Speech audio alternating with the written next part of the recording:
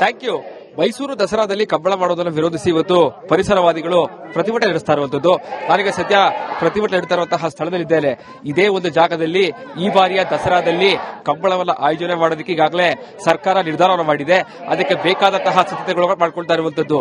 ಈ ಒಂದು ಜಾಗದಲ್ಲಿ ಸುಮಾರು 100ಕ್ಕೂ ಹೆಚ್ಚು ಮರಗಳಿದೆ. ಸೊ ಹೀಗಾಗಿ ಇದನ್ನ ಯಾವುದೇ ಕಾರಣಕ್ಕೂ ಕೂಡ ಕಡಿಬಾರದು, ಮೈಸೂರು ದಸರಾದಲ್ಲಿ ಕಂಬಳ ಯಾವುದೇ ಕಾರಣಕ್ಕೂ ಮಾಡಬಾರದು ಅಂತ ಹೇಳಿ ಈಗಾಗಲೇ ಪರಿಸರವಾದಿಗಳಿರ್ಬೋದು, ಹಲವು ಪ್ರಗತಿಪರ ಸಂಘಟನೆಗಳು ಪ್ರತಿಭಟನೆಯಲ್ಲಿ ಭಾಗಿಯಾಗಿದ್ದಾರೆ. ಪ್ರತಿಯೊಬ್ಬರು ಕೂಡ ಈಗಾಗಲೇ ಪ್ಲಕ್ಕಾರ್ಡ್ ಅಲ್ಲಿ ಹಿಡಿದಿರುವಂತದ್ದು.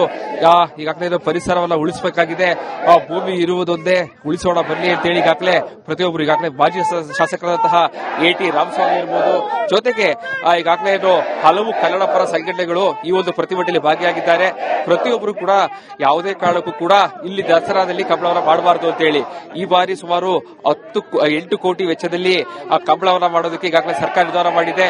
ಜೊತೆಗೆ ಏನು ಮೈಸೂರಿನ ಹೊರವಲಯದಲ್ಲಿರುವಂತಹ VTU ಕಾಲೇಜ್ ಪಕ್ಕದಲ್ಲಿ ಸ್ಥಳ ನಿಗದಿಯಾಗಿದೆ. ಈ ಒಂದು ಸ್ಥಳದಲ್ಲಿ 100ಕ್ಕೂ ಹೆಚ್ಚು ಮರಗಳಿದೆ. ಸೊ ಹೀಗಾಗಿ ದಸರಾ ಸಂದರ್ಭದಲ್ಲಿ ಅದರಲ್ಲೂ ಕೂಡ ಮರಗಳನ್ನ ತೆರವು ಮಾಡೋದ್ರಿಂದ ಈಗಾಗಲೇ ಪಕ್ಷಿಗಳಿಗೆ ಸಾಕಷ್ಟು ತೊಂದರೆಗಳಾಗುತ್ತೆ.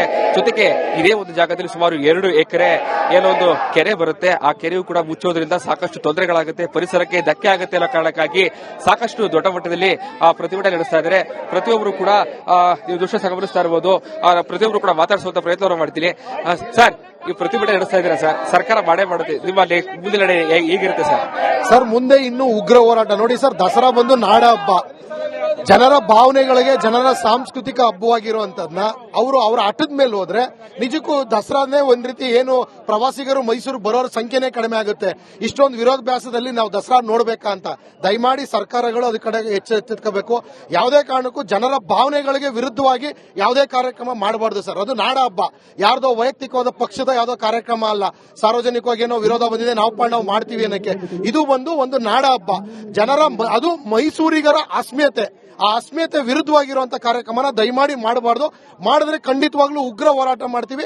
ಮತ್ತು ಸರ್ಕಾರಕ್ಕೆ ಆಭಾಸ ಆಗುತ್ತೆ, ದಸರಾ ಸಂದರ್ಭದಲ್ಲಿ ತುಂಬಾ ಆಭಾಸ ಆಗುತ್ತೆ. ಆಭಾಸಕ್ಕೆ ದಯವಿಟ್ಟು ಅಣು ಮಾಡಿಕೊಡ್ಬೇಡಿ ಅಂತ ಈ ಸಂದರ್ಭದಲ್ಲಿ ನಾವಾರು ಆಗ್ರಹಿಸ್ತೀವಿ ಸರ್. ಮೈಸೂರು ಅಂತಾರೆ ಪ್ರಚಲಿತವಾಗಿರೋದು ಆನೆ, ಅಂಬಾರಿ, ಜಂಬೂ ಸವಾರಿ. ಕಂಬಳ ಅಂತ ಹೇಳಿ ನಾವು ಬಾಲ್ಯದಿಂದನೂ ನೋಡಿಲ್ಲ, ಇನ್ನು ಮುಂದೆನೂ ನೋಡೋದಿಲ್ಲ, ನೋಡೋಕ್ ಸಾಧ್ಯನೂ ಇಲ್ಲ. ಇದನ್ನು ಖಂಡಿತವಾಗಿ ಸಾರಾಸಗಟಾಗಿ ತಿರಸ್ಕರಿಸ್ತೀವಿ, ನಿರಾಕರಿಸ್ತೀವಿ, ಖಂಡಿಸ್ತೀವಿ. ಇದರ ವಿರುದ್ಧ ಜನಾಂದೋಲನವನ್ನು ನಾವು ಮಾಡ್ತೀವಿ.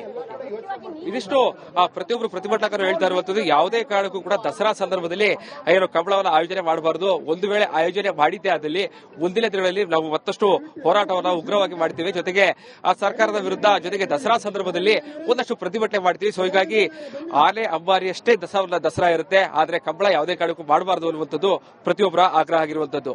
ಇದಿಷ್ಟು ಎಲ್ಲ ಸುದ್ದಿಗಳು. ಮುಂದಿನ ಸುದ್ದಿಗಳ ಸೌದೆ ಕೊಡ್ತಾ ಹೋಗ್ತಾರೆ. ಓಟು